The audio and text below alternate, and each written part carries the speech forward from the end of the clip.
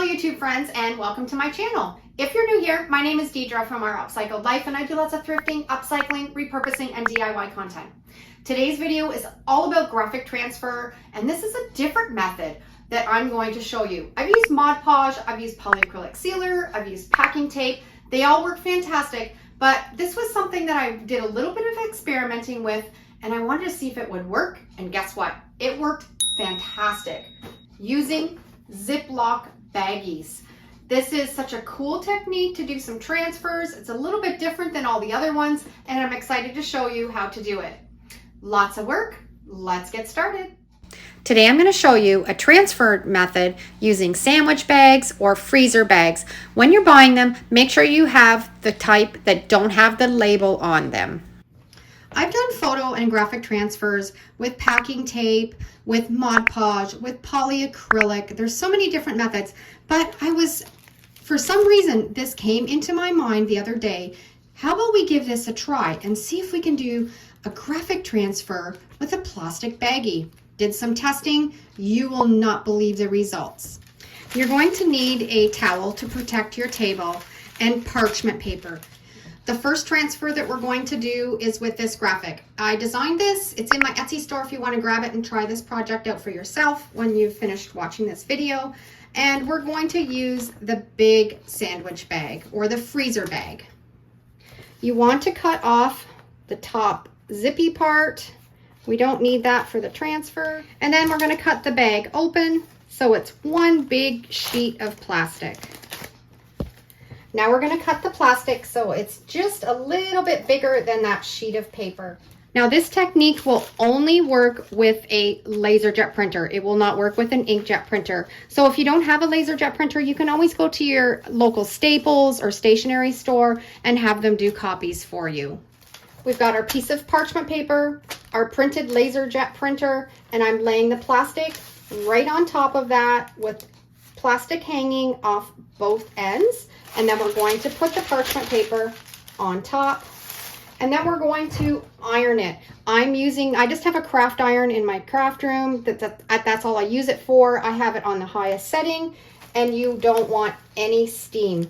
And you just want to take your time and just melt that plastic into that piece of paper. It'll take a few passes to get it completely melted. You want to make sure that it's adhered really well on the ends and in the corners. I've let it cool down, and we're going to peel away the parchment paper, and we have our graphics covered with the plastic baggie. Now I don't find one layer of the plastic is enough, so I always like to put on a second layer. I've cut that baggie in half, so we're going to use that other half to put on another layer on top of the graphics.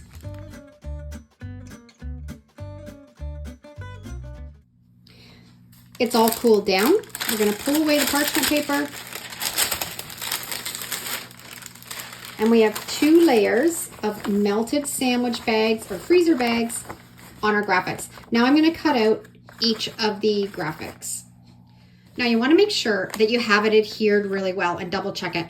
As I was trimming these, I noticed that this was not sealed very well. So I'm going to go back and I'm going to iron it again and then double check and make sure that it's all sealed properly, because if it isn't, we won't get a proper transfer. I've got them all cut out. Now they do have a tendency to roll up. That's not a problem. It's not going to affect when we're all finished with it. So the next thing we want to do is we want to have a dish of warm water. We're just going to set it in the water and just leave it for about 30 seconds. It's been 30 seconds and the paper has really gotten soaked, and we're just going to rub the paper off the back. You want to go really slow. You don't want to go too hard, and the paper will just roll up underneath your fingers and leave the graphic on that sandwich bag.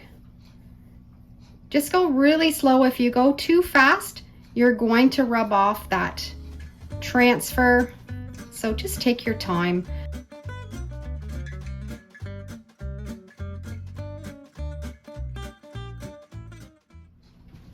And I have the paper rubbed off, and you can see how it's transparent. and I'm gonna trim around the edges to make it look nice and neat. But when you put it on, I've got a coffee stained map.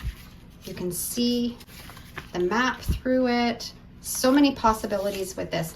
And I also like this technique also as an alternative to the packing tape transfer, because the packing tape transfer is really glossy, where this has a bit more of a matte finish to it. And some of your projects, you might not want that glossy finish, so this will replace the packing tape. And it is so cool and so magical. I'm gonna finish off the other ones from that sheet, show you what they look like.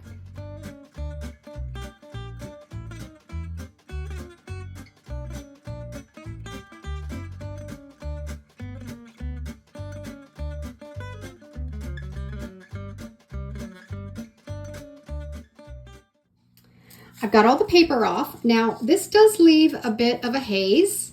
As you can see, it's not going to be completely transparent, but it's still really cool. Flexible, you can't rip it, it's very durable, perfect for junk journaling, scrapbooking, any type of DIY project. And what I like to do with it now is I'll use my glue stick.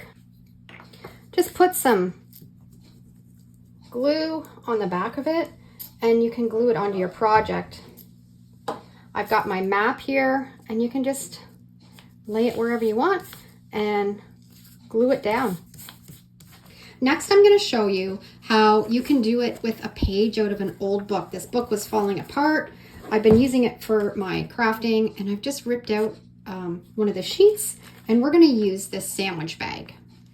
We're going to put down our parchment paper. I've got my little piece from the book. I've cut the top off the sandwich bag. We now have 2 layers here. When you're using the thicker, the freezer bags, they're thicker, and these ones are thinner. So you can iron these 2 together.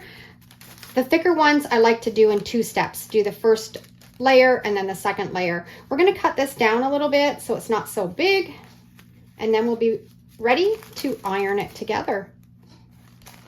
We're going to put the top layer of the parchment paper on top, get our iron that's on the highest setting with no steam, and then melt that plastic right into that page from that book. We've got our little dish of water and our paper that's got the plastic on the top. Set it in there and let it sit for about 30 seconds.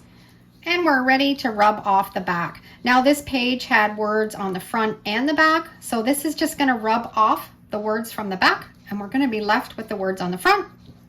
This will also work with magazines. It will work on scrapbooking paper, napkins. You just have to experiment and just try different things and see what works.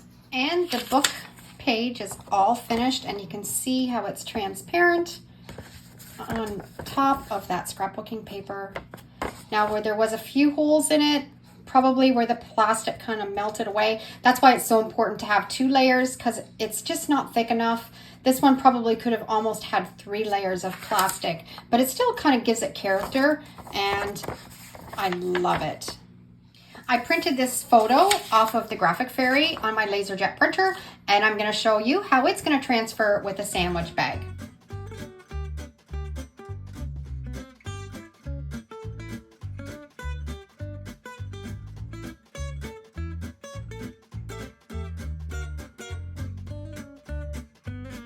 And I have this one all done. You can see it's a little bit hazy. It's hard to kind of rub off all of it. And when I put it down on some brown tissue paper, how beautiful is that? I'm also going to show you how it will work on a piece of scrapbooking paper. I had some of the freezer bag left over, and that's what I'm going to use for this one. So I'm going to put on this layer, and then we'll put on the second layer.